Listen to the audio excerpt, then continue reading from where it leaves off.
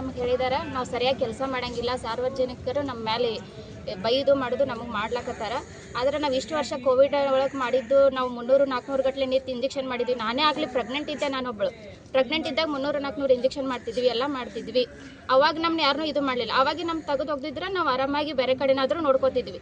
ಈಗ ನಾವು ಇಷ್ಟೆಲ್ಲ ವರ್ಷ ಮಾಡಿ ಸರಿಯಾಗಿ ಕೆಲಸ ಮಾಡಲ್ಲ, ಅದು ಮಾಡಲ್ಲ ಅಂದ್ರೆ ನಮಗೆ ಸರಿಯಾಗಿ ಪೇಮೆಂಟ್ ಆಗಲ್ಲ, ಸರಿಯಾಗಿ ಏನೂ ಮಾಡಲ್ಲ. ನಮಗೆ ನಾವು ಒಬ್ಬರು ಬಾಡಿಗೆ ಮನೇಲಿ ಇರ್ತೀವಿ, ಆ ಬಾಡಿಗೆದಾರಿಗೆ ನಾವು ಸರಿಯಾಗಿ ಅಮೌಂಟ್ ಕೊಡಲಿಲ್ಲ ಅಂದರೆ ನಮ್ಮನ್ನು ಹೊರಗೆ ಹಾಕ್ತಾರೆ ಅವರು. ಎಲ್ಲ ನಮ್ಗೆ ಸರಿಯಾಗಿ ವೇತನ ಕೊಡಬೇಕು. ಫಸ್ಟ್ನೇದಾಗಿ ನಮ್ಗೆ ಮೊದಲ ಪರ್ಮನೆಂಟ್ ಮಾಡ್ಕೋಬೇಕು. ಆ ಪರ್ಮನೆಂಟ್ ಮಾಡ್ಕೊಳ್ಳಿಲ್ಲ ಸರಿಯಾಗಿ ಕೆಲಸಕ್ಕೆ ಸಮಾನ ವೇತನ ಕೊಡ್ಬೇಕು ನಮಗೆ. ಮೇಡಮ್ ಈಗ ಎಷ್ಟು ತಿಂಗಳು ಪೇಮೆಂಟ್ ಬಾಕಿ ಅದ? ಈಗ 3 ತಿಂಗಳಾಯ್ತು, ನಮ್ಗೆ ಇನ್ನೂ ಪೇಮೆಂಟ್ ಹಾಕಿಲ್ಲ. ಈಗ ಸರಿಯಾಗಿ ಕೆಲಸ ಮಾಡಂಗಿಲ್ಲ ಅಂತೇಳಿ ಇದು ರೀಸನ್ ನಮ್ಗೆ ಯಾವ ಕಾರಣಕ್ಕೆ ಹೇಳತ್ತಾರ? ನಿಮ್ಮ ತೆಗಿಬೇಕಂತ ಕಾರಣಕ್ಕೆ ಹೇಳತ್ತಾರೋ? ತೆಗಿಬೇಕನ್ನೋ ಕಾರಣಕ್ಕಾಗಿ ಹೇಳಕತ್ತಾರ್ರಿ. ಈಗ ನಾಳೆ 21ನೇ ತಾರೀಕಿಗೆ ಅಜೆಂಡಾ ಒಳಗೆ ಇದು ಆಗೈತಿ, ನಮ್ನ ಇದು ಮಾಡ್ಬೇಕಂತ ಹೇಳಿ. ನಾವೇನಾದರೂ ಅವ್ರು ನಮ್ಗೆ ಇದು ಮಾಡಿದ್ರೆ ನಾವು ಅವ್ರ ವಿರುದ್ಧ ಖಂಡಿಸ್ತೀವಿ, ಉಗ್ರ ಹೋರಾಟ ಮಾಡ್ತೀವಿ ಅಂತ ಹೇಳಿ ನಾವು. ಮೇಡಮ್ ಹೆಸರು ಹೇಳ್ರಿ? ಪೂಜಾ ಅಂತ ಹೇಳಿ ಸರ್. ನಾವು ಬಿಜಾಪುರ ಜಿಲ್ಲೆಯಿಂದ ಒಳಗುತ್ತಿಗೆ ಮತ್ತು ಹೊರಗುತ್ತಿಗೆಯಿಂದ ನೌಕರಿ ಮಾಡೋಂಥ ಅವರು ಅದೇವ್ರಿ. ನಾವು ಇಲ್ಲಿ ನಮಗೆ ಇಷ್ಟು ದಿನ ವರ್ಕ್ ಮಾಡ್ತೀವಿ, ನಾವು ಎಲ್ಲ ಕರೆಕ್ಟಾಗಿ ಮಾಡ್ತೇವೆ ರೀ. ಗೌರ್ಮೆಂಟ್ ಸ್ಟಾಫ್ ಇಲ್ಲಾಂದ್ರೆ ನಮ್ಮ ಕಾಂಟ್ರಾಕ್ಟ್ ಬೇಸಿಕ್ ತೊಗೊಂಡವ್ರಿಗೆ ಆಲ್ಮೋಸ್ಟ್ ಒಂದು PSC UPSCಯನ್ನೇ ನಡ್ಸಾಕತ್ತೀವಿ ನಾವು.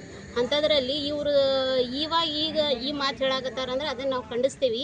ಯಾಕಂದ್ರೆ ಕೋವಿಡ್ದಾಗ ಈ ಮಾತು ಹೇಳಬೇಕಾಗಿತ್ತು ಅವರು. ನಮ್ಮ ಅವಶ್ಯಕತೆ ಏನೈತಿ, ತಾಯಿ ಮತ್ತು ಮಕ್ಕಳ ಜನನ ಮತ್ತು ಮರಣ ಪ್ರಮಾಣದಾಗ ನಾವು ಹೆಚ್ಚು ವರ್ಕ್ ಮಾಡೋದು ಫೀಲ್ಡ್ ವರ್ಕ್ ಮಾಡ್ತೀವಿ ನಾವು. ಯಾಕಂದರೆ ಈಗ ಮಕ್ಕಳಿಗೆ ಯಾವುದೇ ಇಂಜೆಕ್ಷನ್ ಮಾಡೋದಾಗಲಿ, ಗರ್ಭಿಣಿ ಬಾಣಂತಿಯರಿಗೆ ಭೇಟಿ ಕೊಡೋದಾಗಲಿ, ಎಲ್ಲ ಥರದಿಂದ ಏರಿಯಾದಾಗ ಪ್ರತಿಯೊಂದು ಮನೆಗೆ ಹೋಗಿ ನಾವು ವರ್ಕ್ ಮಾಡ್ತೀವಿ.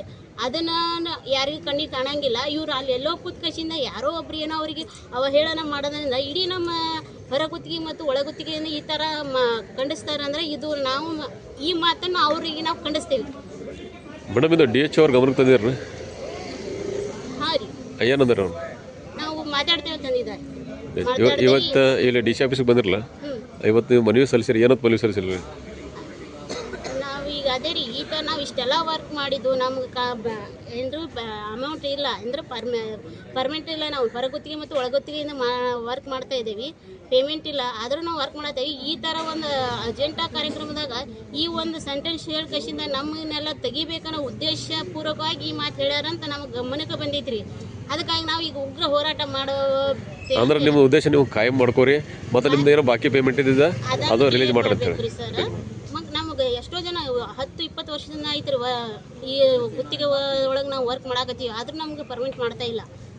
ಹೆಸರು? ಆರತಿ ಭಾವಿಮನಿ ಸರ್. ನಾವು ವಿಜಯಪುರ ಜಿಲ್ಲೆಯ ಸರ್ಕಾರಿ NHM ನೌಕರರ ಜಿಲ್ಲಾಧ್ಯಕ್ಷ ಮಾತಾಡೋದು. ಈಗ 15/2/2025ರಂದು ಷಡಕ್ಷರಿ ಅವರ ಅಧ್ಯಕ್ಷತೆಯಲ್ಲಿ ಒಂದು ಕಾರ್ಯಕ್ರಮ ಜರುಗೋದದ. ಆಮೇಲೆ 21/2/2025ರಂದು ಜರುಗಲಿರುವ ಆ ಕಾರ್ಯಕ್ರಮಕ್ಕೆ ಅಜೆಂಡಾಗಳನ್ನು ಇಟ್ಕೊಂಡಿದ್ದಾರೆ. ಆ ಅಜೆಂಡಾಗಳಲ್ಲಿ NHM ಸಿಬ್ಬಂದಿಗಳು ಈ ಔಟ್ಸೋರ್ಸ್ ಆಗಿರ್ಬೋದು, ಔಟ್ಸೋರ್ಸ ಮತ್ತು ಇನ್ಸೋರ್ಸ್ ಅವರು ಸರಿಯಾಗಿ ಕಾರ್ಯನಿರ್ವಹಿಸ್ತಿಲ್ಲ ಮತ್ತು ಅವ್ರು ನಿರ್ವಹಿಸಲಾರ ಸಲುವಾಗಿ ಜನರ ನಿಂದನೆಗೆ ನಾವು ಗುರಿ ಆಗ್ತಾ ಇದ್ದೇವೆ ಅನ್ನೋ ಒಂದು ಹೇಳಿಕೆ, ವಿವಾದಾತ್ಮಕ ಹೇಳಿಕೆ ಆ ಅಜೆಂಡಾದೊಳಗೆ ಐತಿ. ಆದ್ರೆ ಅವ್ರು ಹೇಳಿರುವ ಹೇಳಿಕೆಯನ್ನು ನಾವು ಖಂಡಿಸಿ ಇವತ್ತೆಲ್ಲರೂ ನಾವು ಜಿಲ್ಲಾಧಿಕಾರಿಗಳ ಮುಖಾಂತರ ಅಪರ ಕಾರ್ಯದರ್ಶಿ ಕರ್ನಾಟಕ ಸರ್ಕಾರ ಬೆಂಗಳೂರು ಇವರಿಗೊಂದು ಮನವಿ ಸಲ್ಲಿಸ್ತಾ ಇದ್ದೇವೆ.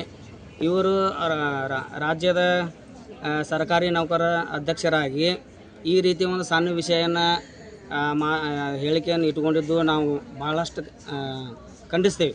ಯಾಕಪ್ಪ ಅಂತಂದ್ರೆ ಕೋವಿಡ್-19 ಇವರು NHM ಸ್ಟಾಫ್ಗಳು ಔಟ್ಸೋರ್ಸ ಮತ್ತು ಇನ್ಸೋರ್ಸ ಇವ್ರು ಇಷ್ಟೇ ಕೆಲಸ ಮಾಡ್ಯಾರ. ಯಾರು ಅದ್ರೊಳಗೆ ಕಾಯಂ ನೌಕರರು ಇದ್ದಿದ್ದಿಲ್ಲ ಅವಾಗ.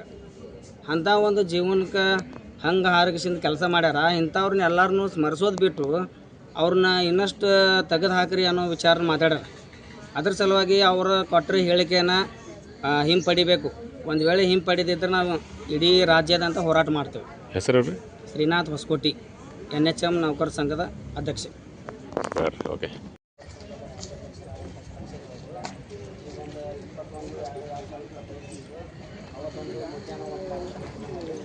ಆ ಒಂದು ಮೀಟಿಂಗ್ ನೀವು ಅವಾಗ ನಮಗೆ ಹೇಳಿದ್ರಂದ್ರೆ ನಾವು ಬಿಟ್ಬಿಡ್ತೀವಿ. ಅವಾಗ ಕಾಯಂ ನೌಕರಿ ಇದ್ದವ್ರು ನೀವು ಎಷ್ಟು ಕೆಲಸ ಮಾಡ್ತಿದ್ರೆ ಅವಾಗ ಗೊತ್ತಾಗ್ತೈತಿ. ಅದ್ರ ಸಂಬಂಧ ಈ ಒಂದು ಇದ್ರ ಮುಖಾಂತರ ನಾಳೆ 21ನೇ ತಾರೀಕಿಗೆ ಅದು ಇದು ಅದ ರೀ ಅಜೆಂಡಾ ಪಾಸ್ ಮಾಡೋದದ. ಆ ಪಾಸ್ ಮಾಡೋಕೆ ನಮ್ಮ ಸರ್ಕಾರ ಅದ.